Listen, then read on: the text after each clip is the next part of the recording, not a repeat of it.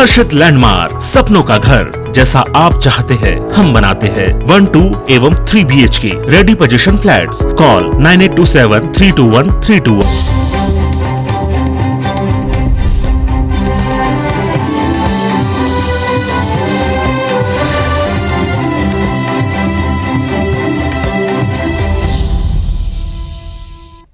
नमस्कार, बहुत स्वागत है आप सबका। मैं पुनीत पाठक और मध्य प्रदेश की खबरें विस्तार से देखेंगे। सबसे पहले बात उपचुनाव की।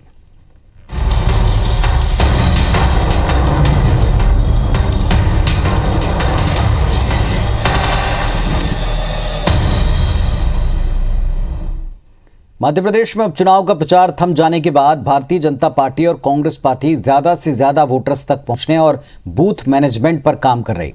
बीजेपी की तरफ से सत्ता और संगठन ने मोर्चा संभाल रखा है। वॉर रूम में लगातार मंथन का दौर जारी है।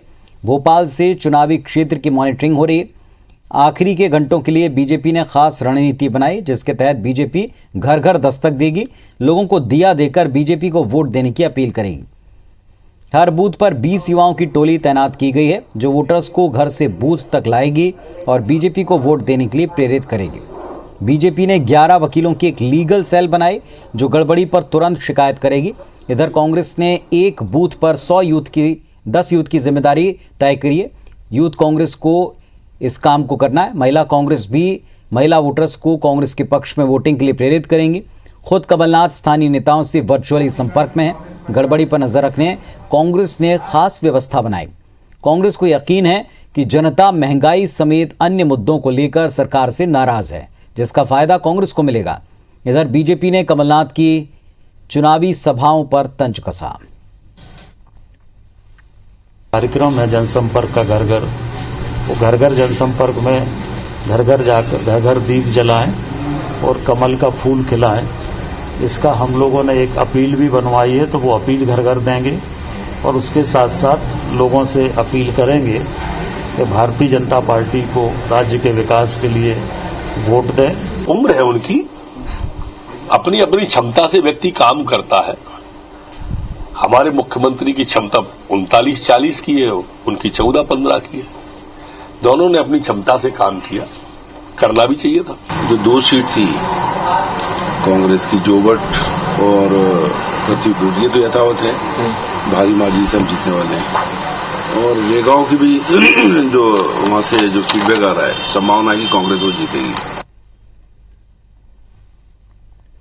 चुनाव प्रचार थमने के बाद अब नेताजी डोर टू डोर कैंपेनिंग में जुट गए हैं। पृथ्वीपुर विधानसभा सीट पर होने वाले उपचुनाव को लेकर बीजेपी प्रत्याशी शिशुपाल यादव पृथ्वीपुर शहरी क्षेत्र में घर घर वोट मांगने पहुंचे, तो दूसरी तरफ कांग्रेस प्रत्याशी नितिन सिंह राठौर ग्रामीण क्षेत्रों में वोट मांगने गए।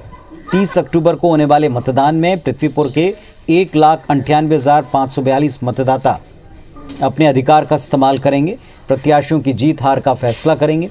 दोनों पक्षों के प्रत्याशी जनता के बीच हैं, डोर टू डोर जा रहे हैं, लोगों से मिल रहे हैं।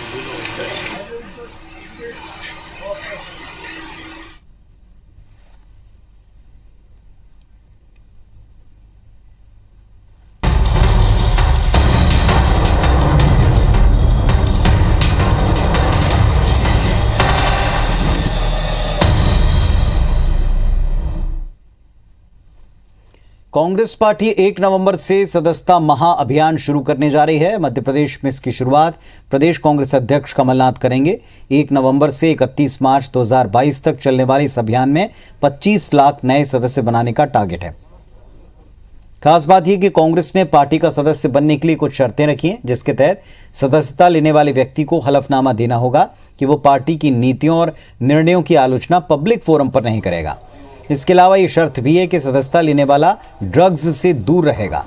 नया सदस्य संपत्ति सीलिंग लिमिट से कम रखेगा, ज्यादा से ज्यादा खादी के कपड़े पहनेगा। कांग्रेस की इन शर्तों पर बीजेपी नेताओं ने चुटकी ली।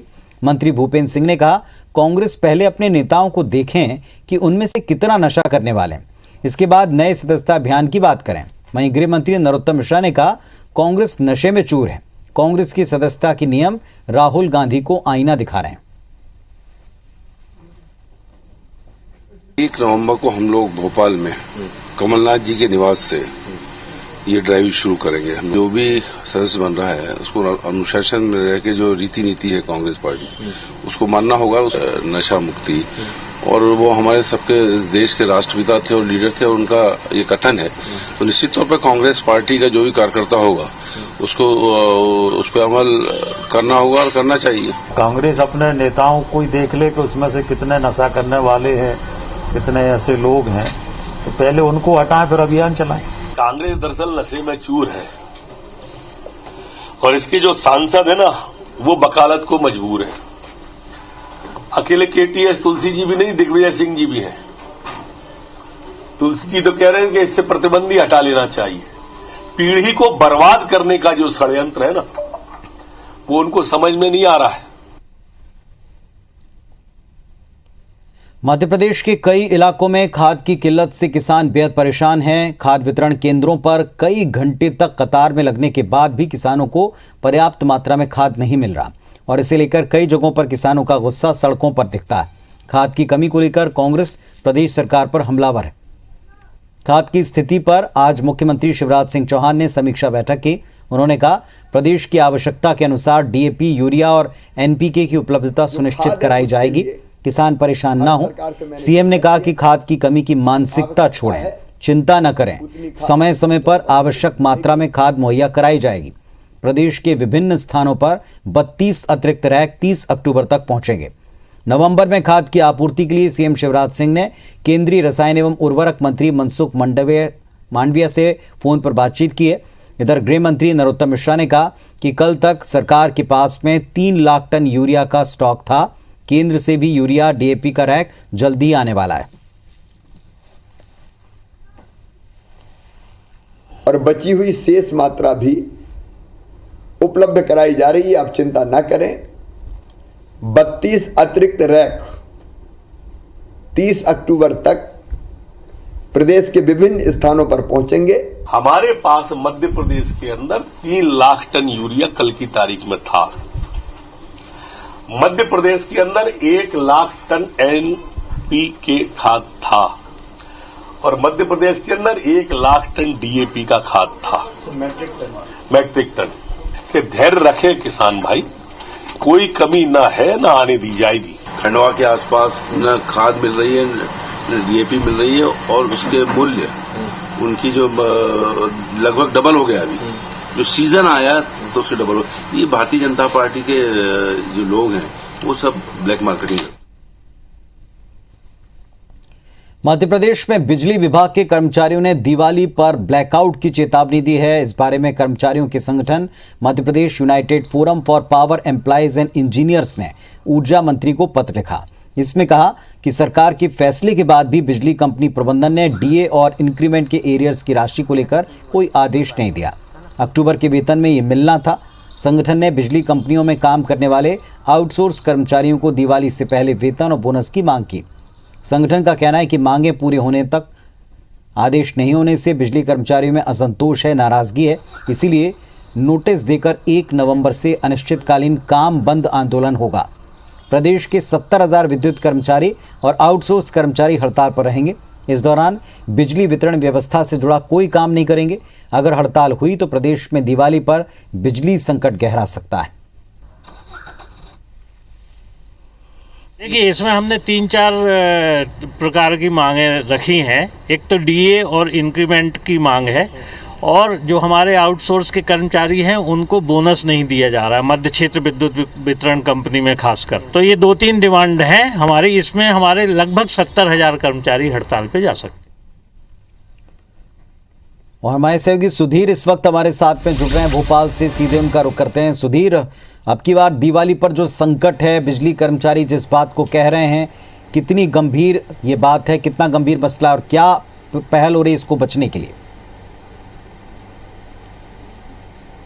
देखिए, बिल्कुल बात की जाए तो निश्चित तौर पर बड़ी मांग है कर्मचारियों की और लंबे समय से इस मांग को कर्मचारी सरकार के सामने रख रहे थे। आश्वासन कई बार सरकार से मिला था और जो बढ़ा हुआ डीए और इंक्रीमेंट की जो बात थी, ये स्थायी तौर पर जो कर्मचारी है काम करने वाले उनकी ये मांग है। इसके अलावा आउटसोर्स के जो कर्मचारी है बिजली विभाग के अंतर्गत जो काम करने वाले हैं वो दीपावली पर बोनस की मांग लगातार कर रहे थे, पर लेकिन अब तक इस पूरे मामले पर कोई निर्णय नहीं हुआ है, जिसके बाद में आज कर्मचारियों का जो संगठन है बिजली विभाग के, उन्होंने सीधे तौर पर ये चेतावनी दी है कि दीपावली पर सभी कर्मचारी हड़ताल जाएंगे और बिजली आपूर्ति की जो व्यवस्था है वो कहीं ना कहीं इस पर प्रभावित हो सकती है। ब्लैकआउट जैसी स्थिति मध्य प्रदेश में बन सकती है। चूंकि 30 और 31 अक्टूबर को अवकाश है, उससे पहले 29 तारीख तक जो है इन कर्मचारियों के द्वारा मांग की गई है कि अक्टूबर महीने का जो वेतन है वो उनको 29 अक्टूबर को ही दिया जाए। इसके अलावा जो बढ़ा हुआ डीए है उसका 50% हिस्सा जो है वो भी वेतन के साथ में दिया जाए। प्रदेश सरकार ने अब तक इस पूरे मामले पर निर्णय नहीं लिया है। हालांकि आश्वासन कर्मचारियों को मिला है कि उचित कार्रवाई, उचित निर्णय जो है उनकी मांगों पर किया जाएगा, पर लेकिन अगर समय रहते इन कर्मचारियों की मांगें नहीं मानी जाती है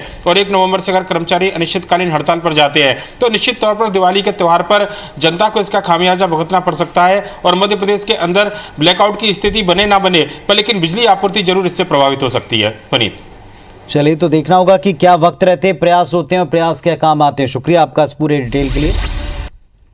चलिए अब देखते हैं बिग न्यूज। मधुकुंज अगरबत्ती प्रेजेंट्स बिग न्यूज। अगरबत्ती हो तो मधुकुंज।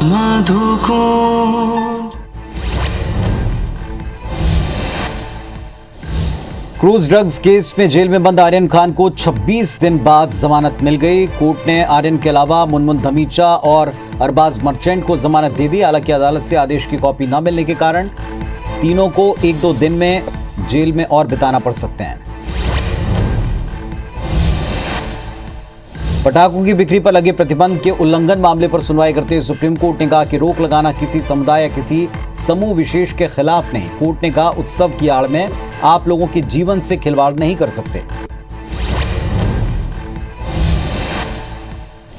इजराइल के राजदूत नाओर गिलोन का बड़ा बयान सामने आया। उन्होंने कहा कि पेगासस भारत का आंतरिक मसला है। हमने एनएसओ को लाइसेंस देते समय शर्त रखी थी कि वो केवल सरकारों को अपना प्रोडक्ट देंगी। भारत को दिया है या नहीं इसकी हमें कोई जानकारी नहीं। चुनावी रणनीतिकार प्रशांत किशोर ने दावा किया कि बीजेपी सत्ता से अगले कई दशकों तक नहीं जाने वाली। कहा कि राहुल गांधी कंफ्यूजन की स्थिति में है। पीके का यह बयान ऐसे वक्त पर आया जब अगले साल की शुरुआत में 5 राज्यों में विधानसभा चुनाव हैं।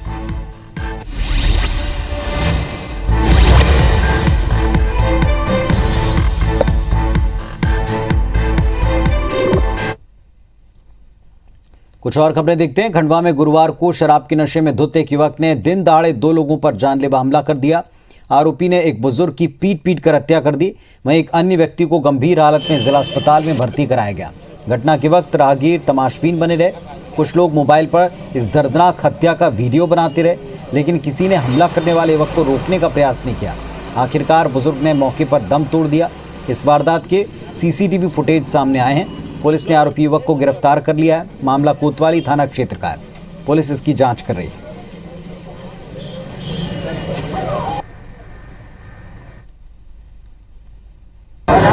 और जो आरोपी है उसको भी आइडेंटिफाई करके अभिरक्षा में लिया है। सिर्फ शराब पीने की बात पे इनका विवाद हुआ था। शराब पीते हुए सभी लोग उस शराब के नशे में थे और बाहर आके इन्होंने दुकान के आकर बाहर आकर झगड़ा किया और सिर पे जो इनकी जो चोटकारित हुई जिससे उसकी मृत्यु हुई है। पटाखे चलाने को लेकर नेशनल ग्रीन ट्रिब्यूनल यानी कि एनजीटी ने आज दिल्ली में सुनवाई करते हुए अहम फैसला सुनाया। एनजीटी ने आदेश दिया कि दीपावली, क्रिसमस और नए साल के जश्न के दौरान पटाखे चलाने पर एनसीआर समेत उन शहरों पर पूरी तरह से प्रतिबंध रहेगा जहां पर एयर क्वालिटी इंडेक्स खतरनाक स्तर पर आंका गया। ऐसे शहरों में पटाखों के संग्रहण, बिक्री और उनके उपयोग करने पर पूरी तरह रोक रहेगी। बाकी शहरों के लिए पटाखों का इस्तेमाल किया जा सकेगा। इसे लेकर स्थानीय जिला प्रशासन को इस आदेश का पालन करने के लिए कहा गया। स्थानीय प्रशासन ये भी तय कर सकेगा कि कब कितने समय तक पटाखों को चलाया जा सकता है। जबलपुर के नागरिक उपभोक्ता मार्गदर्शक मंच ने एनजीटी में याचिका दायर कर बताया था कि दीपावली, क्रिसमस और नए साल पर पटाखों की वजह से वायु और ध्वनि प्रदूषण खतरनाक स्तर तक पहुंच जाता है।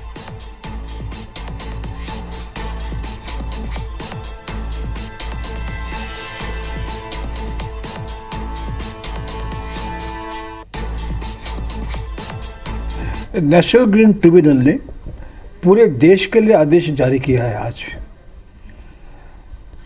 आदेश के अनुसार यदि मान लीजिए किसी भी शहर में, देश के किसी भी शहर में एयर क्वालिटी पुअर है, बहुत खराब है, तो वहां पर पटाखों पर पूर्ण प्रतिबंध रहेगा। मध्य प्रदेश हाईकोर्ट ने जबलपुर नगर निगम को डेंगू रोकने के लिए किए जा रहे उपायों की एक्शन टेकन रिपोर्ट पेश करने के निर्देश दिए। सामाजिक कार्यकर्ता सौरभ शर्मा की तरफ से साल 2018 में जनहित याचिका दायर की गई, जिसमें कहा गया था कि शहर में जगह जगह गंदगी के ढेर लगे हैं, साथ ही गड्ढों में गंदा पानी भरा है, साफ सफाई न होने से मच्छर पनप रहे हैं और इनकी वजह से शहर में डेंगू और चिकनगुनिया जैसी बीमारियां फैल रही। सुनवाई के दौरान अधिवक्ता आदित्य संघी ने तर्क दिया कि शहर के भंवरताल पार्क के स्विमिंग पूल में कई महीनों से पानी भरा है, जिससे मच्छर पनप रहे हैं, जबकि नगर निगम डेंगू रोकने के लिए महज औपचारिकता पूरी कर रहा है। अगली सुनवाई 8 नवंबर को होगी।